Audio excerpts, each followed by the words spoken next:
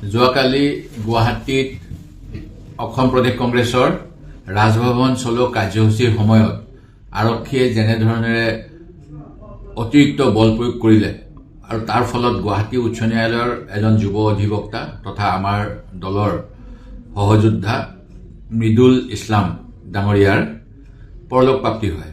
আমি প্ৰদেশ কংগ্ৰেছে তেখেতক শ্বহীদ ঘোষণা কৰিছো। আমাৰ যি জনগণৰ স্বাৰ্থত আৰু ভাৰতীয় জনতা পাৰ্টিৰ কেন্দ্ৰীয় আৰু ৰাজ্য চৰকাৰে যি জনবিৰোধী নীতি গ্ৰহণ কৰিছে তাৰ প্ৰতিবাদত অসমত হোৱা প্ৰথম শ্বহীদ অধিবক্তা মৃদুল ইছলাম।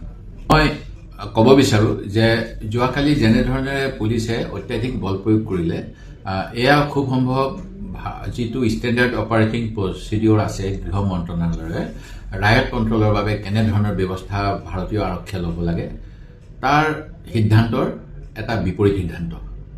তাত থকা উচ্চপদস্থ আৰক্ষী বিষয়াৰ অনুমতিবিহীনভাৱে মুখ্যমন্ত্ৰী মহোদয়ে যেনেধৰণেৰে নিম্ন পৰ্যায়ৰ পুলিচ বিষয়াসকলক মোৰ চাউল, মোৰ মোদী, মোৰ পুলিচ ইত্যাদি কথা কৈ থাকে, তেনেধৰণৰ বক্তব্যৰ দ্বাৰা অনুপ্ৰাণিত হৈ উপযুক্ত উচ্চপদস্থ আৰক্ষী বিষয়াৰ কোনো ধৰণৰ নিৰ্দেশনা নোহোৱাকৈ কোনো অত্যুৎসাহী আৰক্ষী বিষয়াই অত্যাধিক বল প্ৰয়োগ কৰি নিজকে চৰকাৰৰ জনপ্ৰিয় আস্থাভাজন হ'ব বিচাৰিলে নেকি, সেই কথাটো তদন্ত হ'ব লাগে। দেশৰ সংবিধানে মৌলিক অধিকাৰৰ 19তম দফা অনুসৰি বাক স্বাধীনতা বা শান্তিপূৰ্ণভাৱে প্ৰতিবাদ কৰাৰ ব্যৱস্থা কৰি দিলেও বৰ্তমানৰ যিখন চৰকাৰ, এই চৰকাৰৰ জনবিৰোধী নীতিৰ বিৰুদ্ধে যদি কোনো নাগৰিকে প্ৰতিবাদ কৰে তেখেতসকলক চৰম শাস্তি বিহা হ'ব। এই নিৰ্দেশনা দিবলৈকে যোৱাকালি এনেধৰণে আমাৰ সহকৰ্মীক হত্যা কৰা হ'ল নেকি, এই কথা চিন্তা কৰিবলগীয়া। কিছুদিন পূৰ্বে অসম আৰক্ষী দায়বদ্ধতা আয়োগৰ ক্ষমতা কৰ্তন কৰা হ'ল বিধানসভাৰ দ্বাৰা। এই ক্ষেত্ৰত মই ভাবো গুৱাহাটী উচ্চ ন্যায়ালয়ৰ যিহেতু এজন অধিবক্তা যোৱাকালি এটা শান্তিপূৰ্ণ প্ৰতিবাদৰ অংশ হিচাপে যোৱাৰ পিছত আৰক্ষীৰ অতিৰিক্ত বল প্ৰয়োগৰ ফলত মৃত্যুমুখত পৰিলে গুৱাহাটী উচ্চ ন্যায়ালয়েও অসম প্ৰশাসনক, অসম চৰকাৰক জবাবদিহি কৰিব লাগে। কিয় অসম আৰক্ষী দায়বদ্ধতা হ্ৰাস কৰা হৈছে, কিয় অসম আৰক্ষী দায়বদ্ধতা আয়োগক পুলিচৰ অত্যাধিক বল প্ৰয়োগ, পুলিচৰ হাতত মৃত্যু আদি গুৰুতৰ অভিযোগৰ তদন্ত কৰাৰ পৰা দূৰত ৰখা হৈছে। ভাৰতবৰ্ষৰ প্ৰধানমন্ত্ৰী, তেখেতৰ নেতৃত্বাধীন বিজেপি চৰকাৰ, অসমৰ মুখ্যমন্ত্ৰী ডক্টৰ হিমন্ত বিশ্ব শৰ্মা নেতৃত্বাধীন বিজেপি চৰকাৰখনৰ আদানীৰ নামত প্ৰতিবাদ শুনিলেই কিয় গাত কঁপনি উঠে এই কথা আমি নাজানো।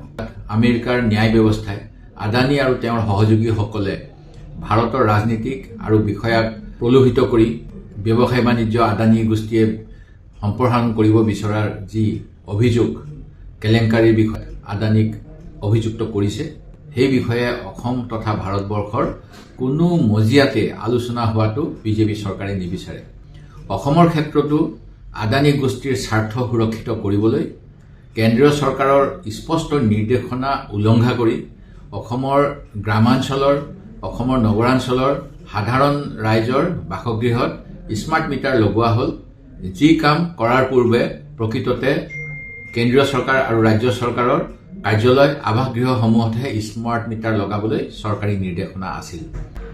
অনুৰূপ ধৰণেৰে অসমত আদানীৰ ঘনিষ্ঠ এজুৰ পাৱাৰ কোম্পানীক নগাঁও জিলাৰ মিকিৰ বামুণী গ্ৰান্টৰ ৰায়তসকলৰ ৰায়তী খতিয়ান থকা স্বত্তেও তেখেতসকলৰ কৃষিভূমিৰ পৰা উচ্ছেদ কৰা হৈছে, হস্তি দণ্ডিৰ পৰা উচ্ছেদ কৰা হৈছে আৰু তাত এটা পাৱাৰ কোম্পানীক কৃষক ৰায়তৰ অধিকাৰ কাঢ়ি সোলাৰ পাৱাৰ প্লেণ্ট বনাব দিয়া হ'ল। এই বিষয়েও আমি অসম বিধানসভাত বিভিন্ন সময়ত প্ৰশ্ন উত্থাপন কৰিছিলো আৰু চৰকাৰে দায় হৰা মন্তব্য দি আছে। এই গোটেইবিলাক কথাৰেই আমি প্ৰতিবাদ কৰিবলৈ যোৱাকালি শান্তিপূৰ্ণভাৱে অসম আৰক্ষীক আগতীয়াকৈ জ্ঞাত কৰি প্ৰতিবাদী কাৰ্যসূচীত অংশগ্ৰহণ কৰিছিলো আৰু এই কাৰ্যসূচীত অত্যাধিক বল প্ৰয়োগ কৰি আমাৰ এজন সতীৰ্থক কাঢ়ি নিয়া হ'ল। এই গোটেই বিষয়খিনিত অসম চৰকাৰক মই এটা নিৰপেক্ষ তদন্তৰ স্বাৰ্থত জুডিচিয়েল এনকুৱাৰী কৰাৰ বাবে দাবী জনাইছো।